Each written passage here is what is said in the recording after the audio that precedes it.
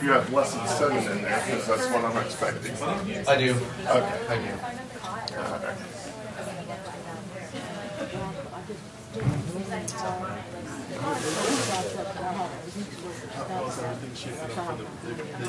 Good question. I thought of it yesterday. It's just put on others that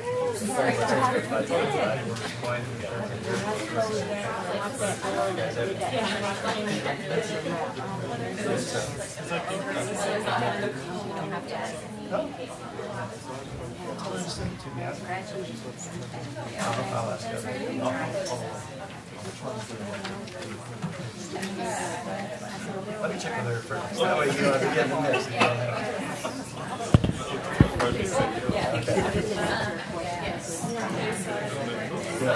That's right. That's right.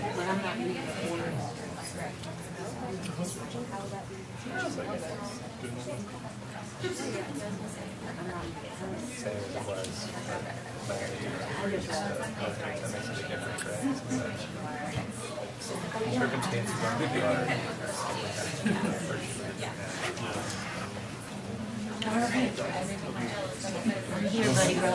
All right. Hey. All right. I'm gonna jump right in because we've got a lot to cover. We'll finish up our discussion of the Restoration Movement, and then we'll move into class number 7. We actually may end up splitting our time between those two topics this morning, and if we have to bleed over some of 7 into Wednesday night, I'm sort of mentally prepared for that inevitability. So, last time we talked a lot about the history of Stone and Campbell and about how those independent movements sort of eventually kind of came together based on the shared principles of anti-denominational Christian unity and a return to the Scriptures and Bible authority for precedent for anything that a church believes and practices. To sort of sum up where we were on Wednesday, we said that the Restoration Movement is the most thoroughgoing attempt among Christians in America to base matters of faith and practice on the simple but strict terms of Bible authority. We put up this quote from Campbell in his publication, The Christian Baptist. So because of that very deeply held sense of what biblical authority was and its effects for the church, you get a pretty unique identity formed among other Christian bodies of that era based on unique positions about church autonomy and the method of baptism being immersion and a weekly Lord's Supper. So you get some pretty distinct practices and ideas just within the Restoration movement based on Scripture itself and the precedent of the Apostolic Church in Scripture. I think it's important to say this, though, that even though the principles of the movement are about those types of issues of Bible authority, that doesn't mean that every Sunday when you went to church all you heard was the 5 steps of salvation or why baptism is important. There was a pretty equal focus on social issues and the virtues of faith for everyday life. I think that's important to point out, and we'll mention some things about that. But because there's no sort of centralized governing body within the movement, right? There is no sort of head of the church, right, other than Christ.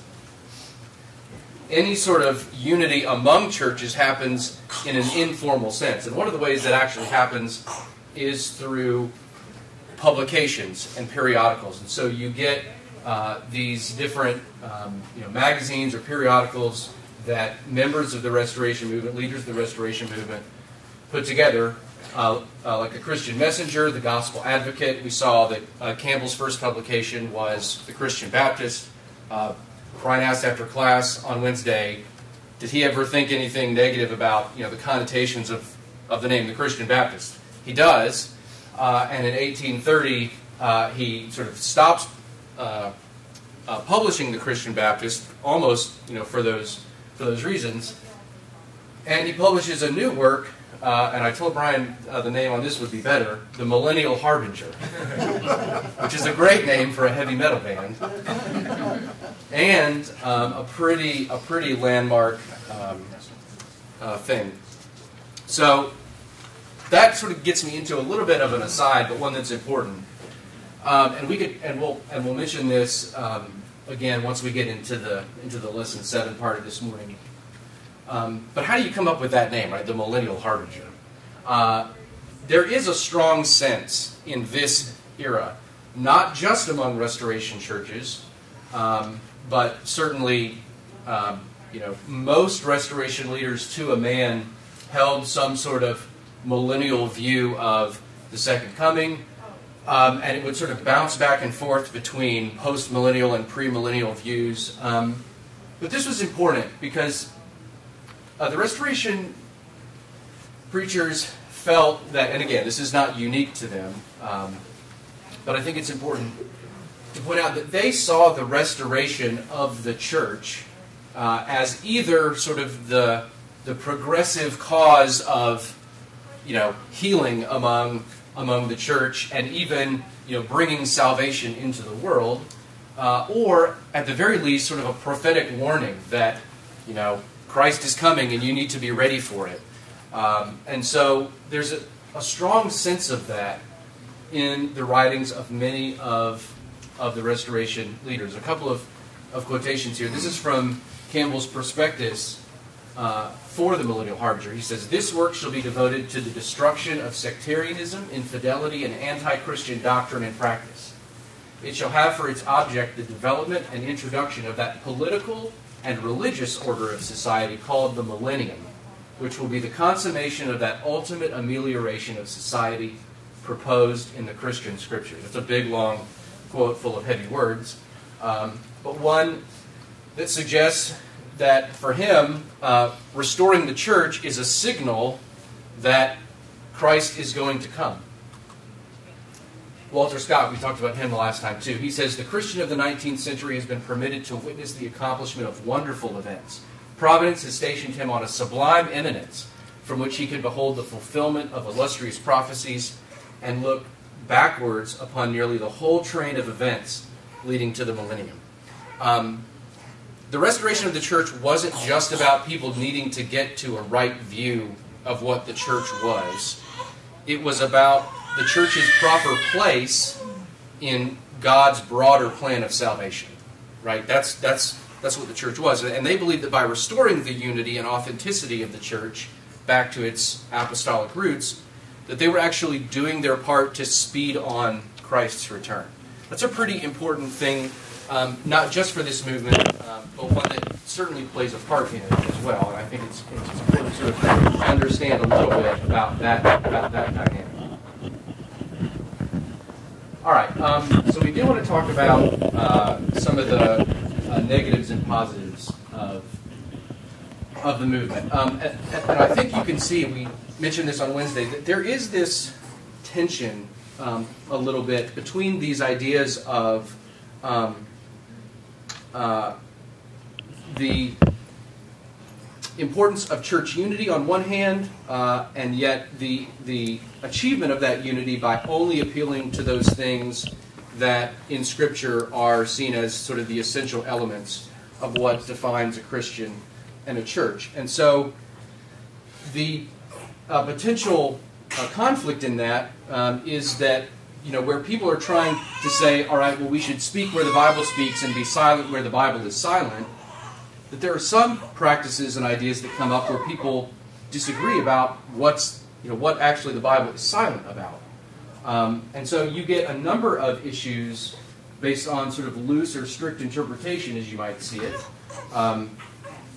that come to be real problems among the movement. So in 1840, Campbell founds Bethany College in Virginia, and many people see that as sort of a precursor to the preacher school or the seminary, where Restorationist preachers were going to go get their credentials to be preachers. Right? That was never the intention and never the purpose of the college, and yet people start to see it that way. In 1849, members of the Restoration movement found the American Christian Missionary Society, which pools individual and church resources together for evangelization around the world. That becomes a point of contention among many leaders in the Restoration movement. A major one happens in 1860, where a church in Midway, Kentucky introduces this. This is actually a photo of it from where the historical site still stands. That this introduces instrumental music into the worship of the church, and that becomes a humongous point of contention among different leaders of the Restoration movement. And maybe sort of an undercurrent that is important to all of this is the strong divide that happens among abolitionists and slave owners among this movement. That's happening in every Christian group throughout the era. Every major Christian group eventually splits and divides over the issue of slavery. And the Restorationist movement is not an exception to that. So, because of issues like this, you get these rising tensions in the movement. And I'll say, if any of you are aware of the work of Ed Harrell, who's a member of a Church of Christ, who is a prominent historian in these in this arena, and taking this top point from him, that what you get on these issues of unity is not just a matter of people are disagreeing about what Scripture actually says, but there's a little bit deeper influence in that, because, as he points out, the two sides of those arguments, if you were to track them sort of socially or demographically, you can actually see how those disagreements come to be manifested as issues of rich versus poor, urban versus rural, north versus south. And so there are some social undercurrents to some of these things. So for instance, the Missionary Society and even the introduction of instrumental music was really as much a product of people seeing those things as signs or signals of affluence, right? The people who are more affluent among our group are able to afford things like instrumental music, or controlling where the funds go in the Missionary Society. And so because you get those social influences into those institutions, that spurs on the kind of divide that continued to grow in the movement in the 40s and 50s and 1860s. And so you get this movement of, or you get this transition within the movement from a group that started out as something of a sectarian group, right?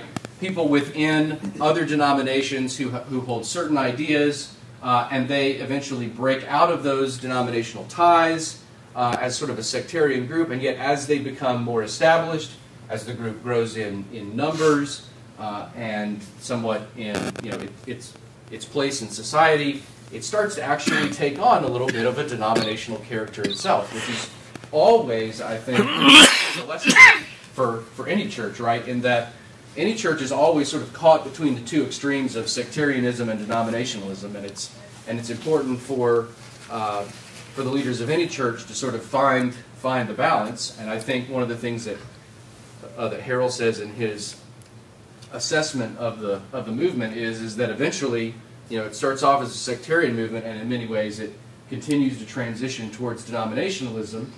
And because of that transition, there's a lot of tension that happens within the group, so that, especially after the Civil War, you actually get a formal divide, a formal break between two groups within the movement that's finally recognized in 1906, in the U.S. Census in 1906, but probably was practically already done by then. You get Churches of Christ, which are generally southern and rural and poor, and you get the Disciples of Christ that are generally northern and urban and wealthy. And I would say, don't think of this. Remember, we talked about Stone, some of the churches following his movement took on this name, and Disciples of Christ following Campbell. By this time, those, I think, are generally sort of swept over. So don't think of this in terms of Stone versus Campbell. That's not the case. In fact, there is I found there is a retirement home here in Atlanta that is founded and funded by members of the Disciples of Christ Church. That's called Campbell Stone Retirement Home. It's over in Decatur. Yeah. And right, I mean, you know where the name comes from, right? So, yeah. So I'm trying to figure out what these cultural factors were. Are we talking about the war? Are we talking about slavery? Are we talking about prosperity? I'm trying to figure out what those factors were that was also leading to this. Yeah, I think we're certainly talking about prosperity. And I think we're talking about the divide, and we'll talk about this more on Wednesday, about the divide that happens in America over the issue of slavery and the economic impact of that, and the moral impact of that, or the moral issue itself, and how that came to really divide most Christian groups during this era. Yeah. Okay, so I think it would be pretty easy, actually, to look at the history of the Restoration movement from an outsider's perspective and see it as a failed movement from the standpoint of it's a movement that seeks unity, and yet in some ways it causes more diversity. And you will get some historian assessments of the movement that are like that. But I think that really kind of disregards other more lasting effects of the movement, which are really important. It's the movement, I think, really succeeded in the 1800s and even into today because its insistence on New Testament authority, based on the principle that the Bible can be simply read and applied, and that its application is something for all people to really take seriously. And so there's a sense of respect, utmost respect for God's written word that becomes a real hallmark of Restoration faith and churches. And I think that's an important principle of the movement that I think we can carry on for today. And second of all, the idea of congregational autonomy has a long-standing impact on most of the heirs of the Restoration movement. And while that might seem odd within the context of other churches even today, a member's beliefs within a church go no further than that individual congregation. And so unity within the movement is really confined to, the here and the now, in its attempt to exercise apostolic faith. And so a church's focus that takes these principles into its a church that takes on the principles of autonomy can have a primarily vertical relationship with God rather than sort of a horizontal relationship with other churches. And I think that's a benefit of it as well. Anything else that you guys have questions on or anything with related to this? If not, then we'll start to move into the next section. Yeah. I'm a little bit curious. I'm sure I'm clear on when the Restoration movement started. How early did they break up and worship together as with right. people like-minded people? Right. Or was it like a big divide within the church? Because some preachers within, let's say, the Presbyterian Church were moving towards the Restoration movement. Yeah, so all of it is a little bit gradual, right? Yeah. But so you start to see the manifestations of these seemingly new principles, right? We talked before about how really they go back, to the scriptures themselves. But these seemingly new principles start around the very end of the 1700s, the start of the 1800s. The most prominent movements, as we said, were Stone and Campbell, and they sort of formally unite around the 1830s. So 1830s they unite and they actually start worshiping a separate worship from did they preach? Okay. Proponents within? So these movements that start around the late 1700s, early 1800s are starting to break out of the denominations and worship independently. Okay. Right. And then you've got a couple of movements that start to come together in the 1830s, and then around the 50s and 60s there are there start to be issues, and then in the aftermath of the Civil War you start to get formal divisions. Okay. Yeah. Thanks. So these writings that they had, the different publications, were they more authoritative on what you must do, or were they more commentary on what was going on? They would have been, they would have been more commentary. They certainly wouldn't have been authoritative like they would. That's why we said in that slide that it's more of an informal, and it wasn't just, Campbell is the editor of the Millennial Harbinger, so that's all of his words, right? No, I mean, you get articles and thoughts from a number of different people that come in. None of those are seen as authoritative over the church. That would have undercut the principles of the movement. But they certainly were commentary on what Scripture teaches and how that would be applied in social situations. Yeah. Assuming that the disciples and the churches were butting heads, so to speak, about which focus should be the one that they would take, I guess the difficulty of the discussion would be that the disciples would say that by enhancing the horizontal relationships with the other churches, we actually are fortifying our vertical relationship with God. It's a very nuanced discussion that you can see people honestly believing that both sides are right. Yeah, and that's why I say there's a little bit of tension in trying to apply it, because in some sense you sort of get back to the square one element of what is it that makes a Christian a Christian. And so, yeah. I'm sorry, Grant. So you use the term a formal division. You're contrasting this as a formal division versus an informal division? Yeah. So again, it's not as if there's a universal body that stands up one day and says, okay, we're gonna fellowship with these churches and not with these churches, right? Everything is informal when you don't have a formal structure. Mm-hmm. The only sense of formality of it is when the divisions in the group become so obvious that the United States government can recognize it. Okay. Right? Yeah. What do you see as some of the, I guess maybe some of the lessons that we learned from this as a non-denominational denomination? Or, I got to see even some of the unity, like you said, down below with the congregations that are autonomous, and like even what Ed Harrell writes and said, do you see things what he suggests? Here's what we do to avoid becoming just another denomination as churches of Christ, or is that why you see more churches just changing their names, or? Well, I don't.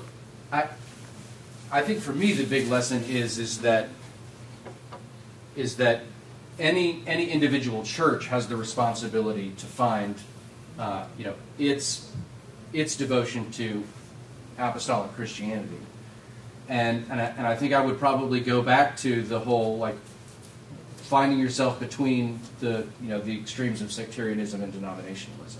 Yeah, I think really that's at the heart of it, because as you try to go vertical, that really is the definition of trying to link together. In the end, it becomes more and more like a denomination, because something has to horizontal. define. Horizontal, Yeah. right? Something has to define what that is, Right. and you begin to cooperate, work together in ways that help to define that. But also there's kind of an element. Another lesson is there's an element of pride in that kind of begins to really show up in some of the things that happen in the 40s and the 50s that speak to the numbers and other things, but you're not speaking to the autonomy of an individual church, what it's trying to do in its relationship with Christ. You're now speaking to the size of the movement or the success of the movement, and those kinds of things have more of that denominational appeal, and something that seems very different from the idea of simply what is my personal responsibility toward the Scriptures and God. Yeah. And to build on that, I think if you are emphasizing, or if you are not fully emphasizing the congregation's vertical relationship, then you are also almost by default not emphasizing the individual's personal relationship with God. It becomes also a part of this this great movement of all these churches together to accomplish this great purpose. So I guess I would maybe think a good application would be, first, every individual, every part needs to do its share, needs to have its relationship with God firmly rooted. Then the group as a whole roots its relationship firmly in the apostolic tradition, in a relationship with God, before anything else really even matters. But I think those two things go hand in hand, the sort of group focus on the vertical relationship and the individual focus.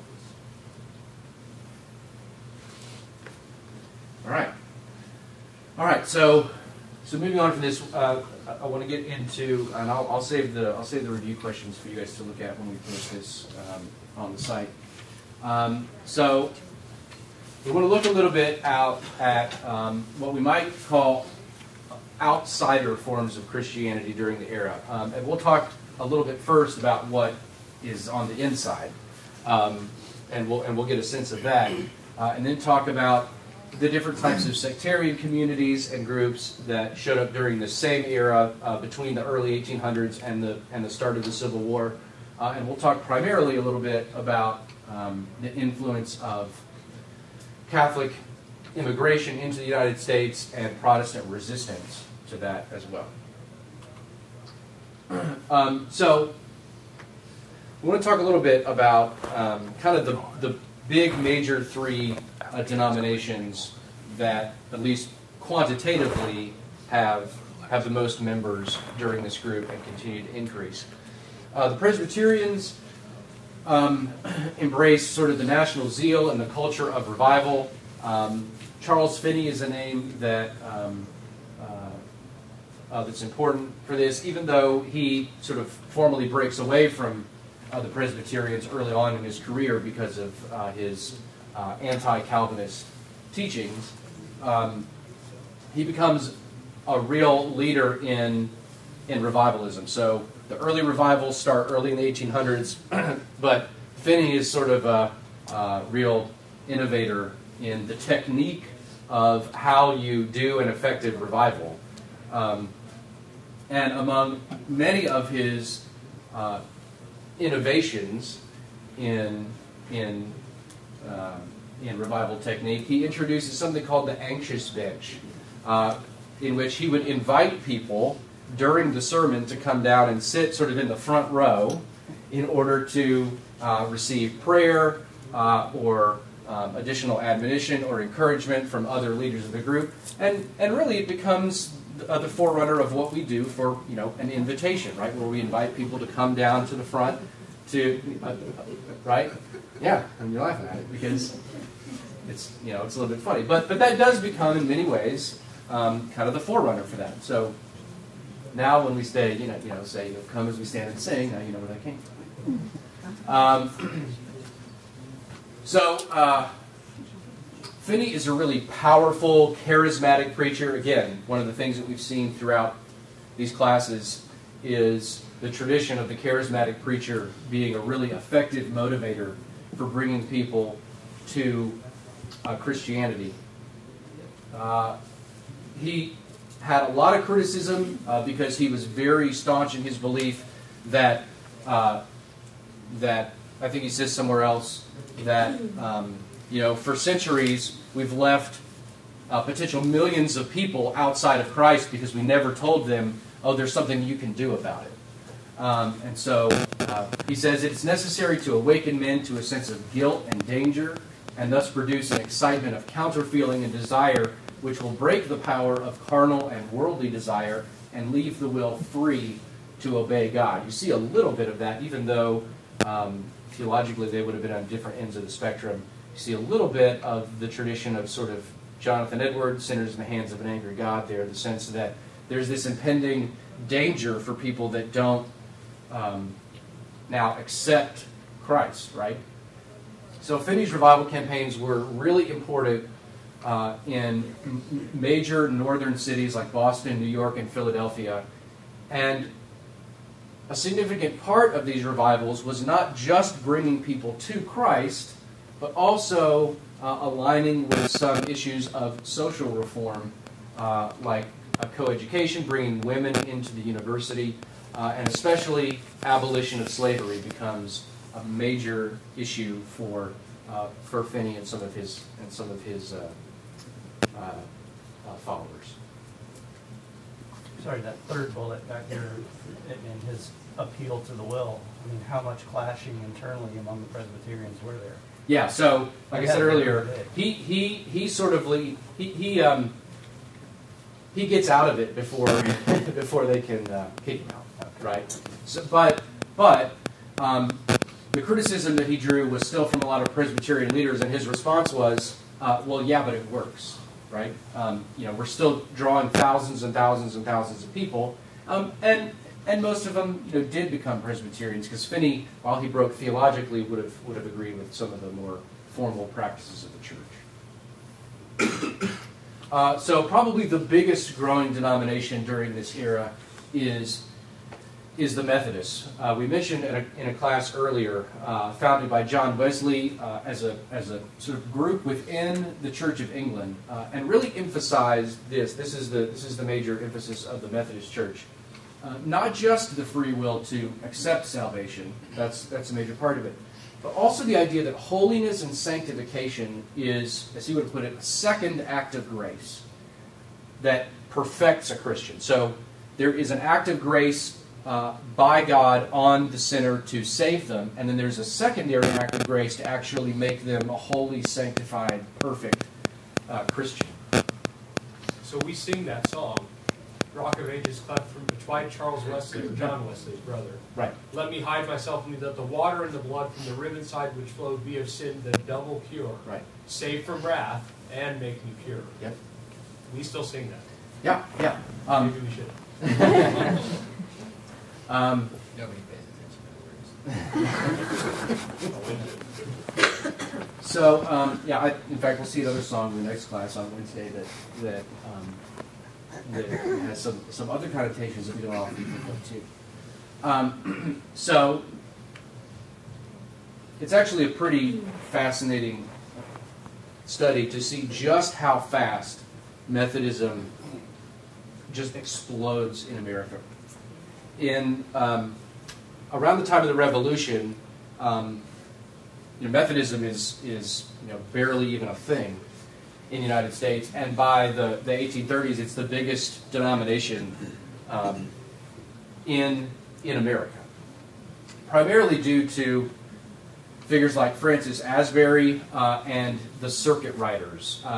What they did is they took these itinerant preachers and they gave them circuits to go preaching throughout the region.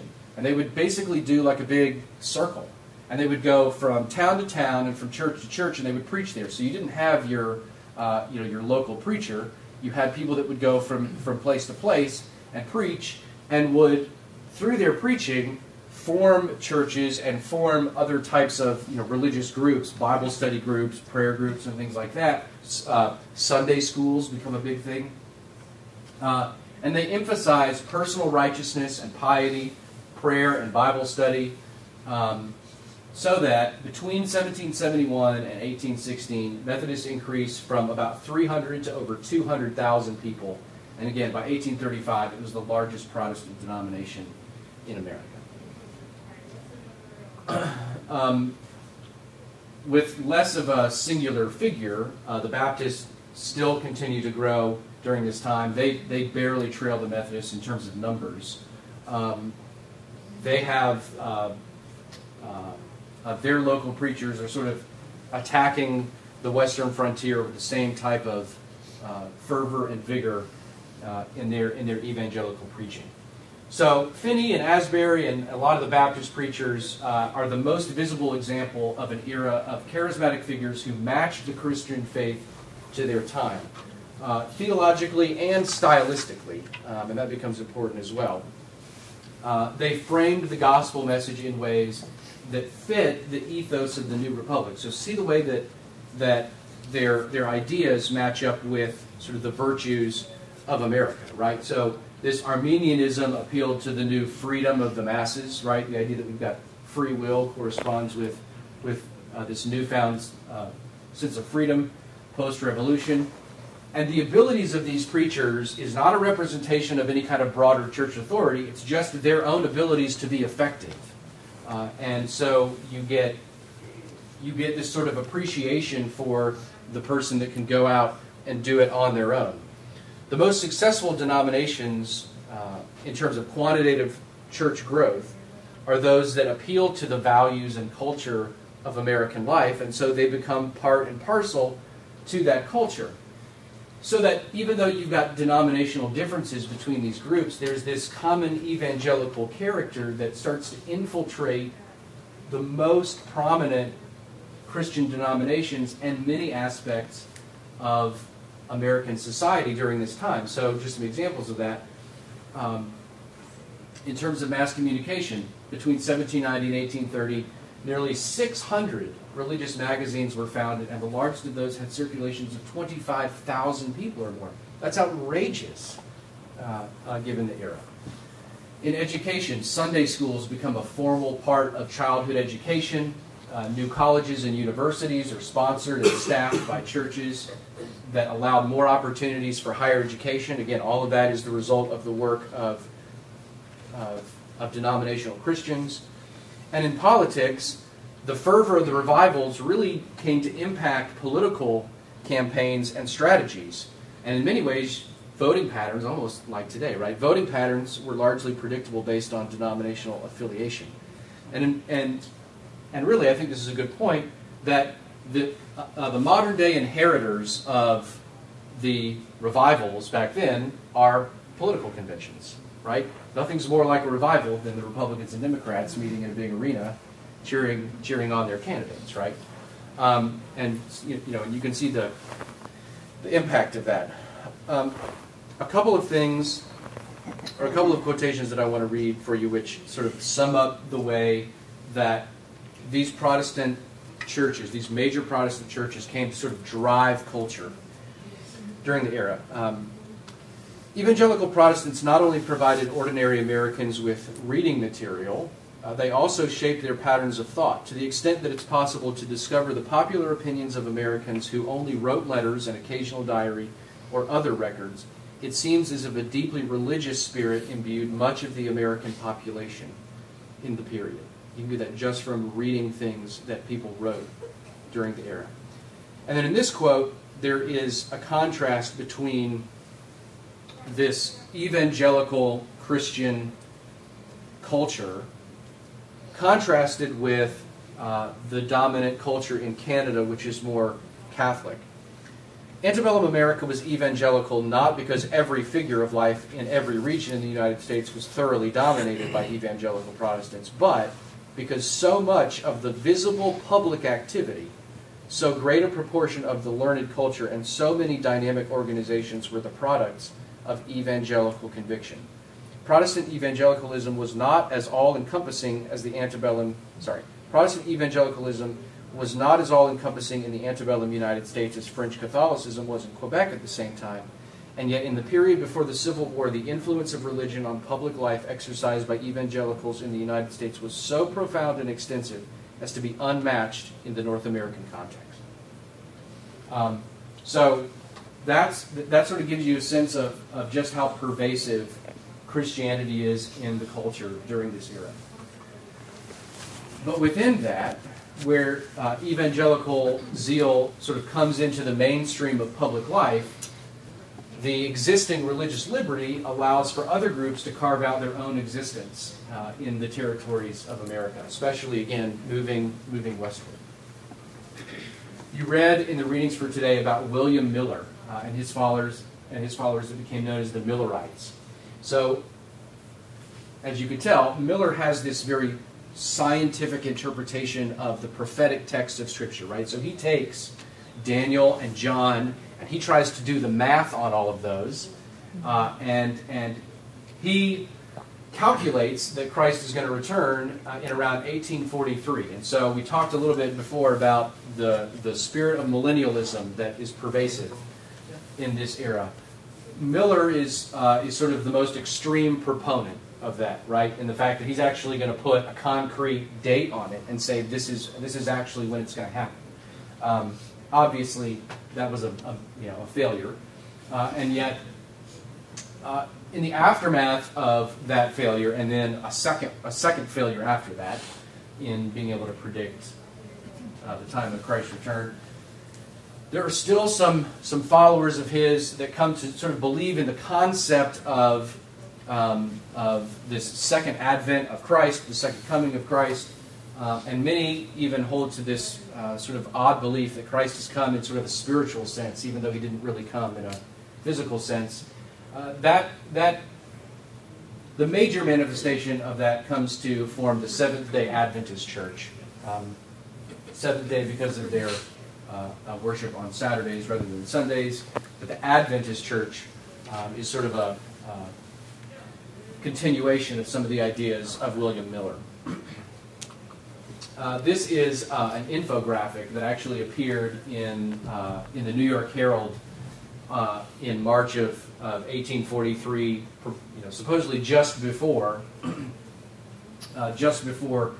Christ was to return. This was on the front page and tried to provide people with all of the different symbols and numbers for how he got 1843.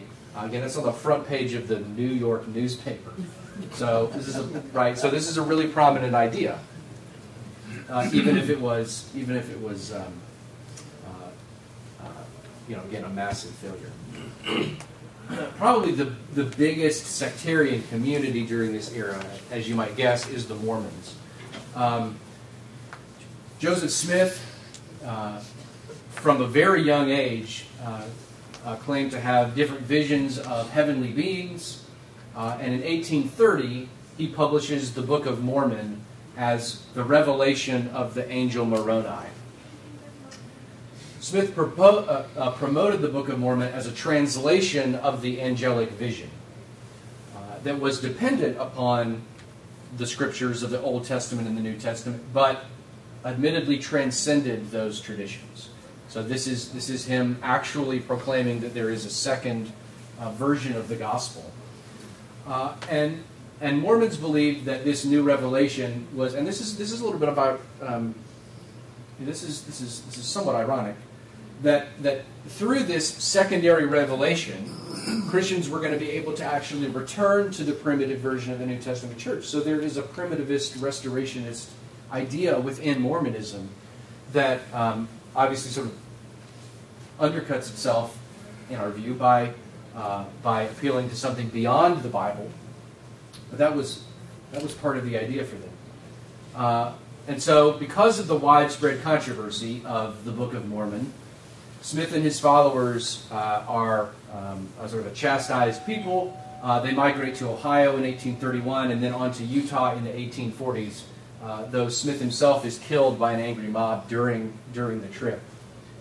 But they continue to sort of press on under the leadership of Brigham Young, and they really saw that movement to Ohio and then out to the Great Salt Lake in Utah as an exodus from the attacks of Gentiles. They use that terminology frequently to talk about, sort of self-identification. Again, there are parallels between that and the Puritans that we saw early on, right? Envisioning yourself as the new Israel. So the Mormons go out to Utah and they become this insulated community that's relying on their own fellowship for society and for economic survival. Brigham Young says, we've been kicked out of the frying pan and into the fire, out of the fire into the middle of the floor, and here we are and here we will stay. God will rebuke the frost and the sterility of the soil, and the land shall become fruitful. Great Salt Lake is no place to live, and yet it's pretty actually amazing that they were able to make it work as this sort of insulated sectarian community that really sort of came to found now one of the major cities in the United States. Again, they flourished and they became a fixed part of the Western United States. Along with that, you get these sort of utopian communities that pop up here and there within America. The Shakers were probably the most prominent of those. They were this sort of millennial restorationist sect that practiced communal living. They were celibate. There was no... They sort of literalized the idea of no male and female. They were pacifists. Their name came because of their ecstatic worship, where they would literally shake themselves during worship. So that's how they became known as the Shakers. And then a couple of others here that might be of interest. Smaller communities, again, that sort of went away from society, formed their own group, practiced either polygamy, socialism, public confession, things like that. What we might see as more extreme measures of faith. But these examples or these experimental groups are examples of the freedom to have your own ideology in the wide open spaces of America after the Revolutionary War. And then a couple of things before we end. These are not really sectarian groups, but a couple of other important points within this era. Women become more free to express their faith in different ways, and they become prominent church leaders in certain cases and become really prominent in their attempts for social reform in the name of Christianity. We'll see more visible examples of that later on. And then, if you want to talk about outsider groups of Christianity, no group of Christians was more on the outside than African American slaves in the South. We'll have a whole class to talk about sort of the experience of African American Christians in the U.S. But just a brief point here, which is to say that during the period of revivalism, many slaves became converted to Christianity.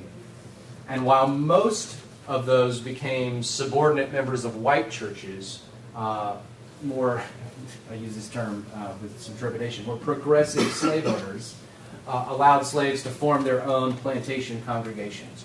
So you do have the formation of slave churches during the era as well that are sort of part of the culture in the South, even though they don't have a real place within society. All right, so we could get into the resistance to Catholicism here, but I'm sure that we'll run out of time. Has the second bell already rung? Got about a minute. Okay, well, the clock says something a minute over. I think we'll sort of pass on this and we'll save it for Wednesday. On Wednesday, we'll talk about how the real threat for this Protestant denominational culture in the United States was this major wave of Catholic immigrants. It just kept coming and coming and coming, and Protestants sort of freak out about that. And then we'll talk about the ways that churches and Christians split over the issue of slavery and how that came to manifest itself in the Civil War. All right, thanks everyone. So that drawing right there, those alligators are Catholic. I know, I was going to, when it first came up, I was like, wait, is that slide pencil? Okay. All right, I'll see you later. Alligators. I'll see you later.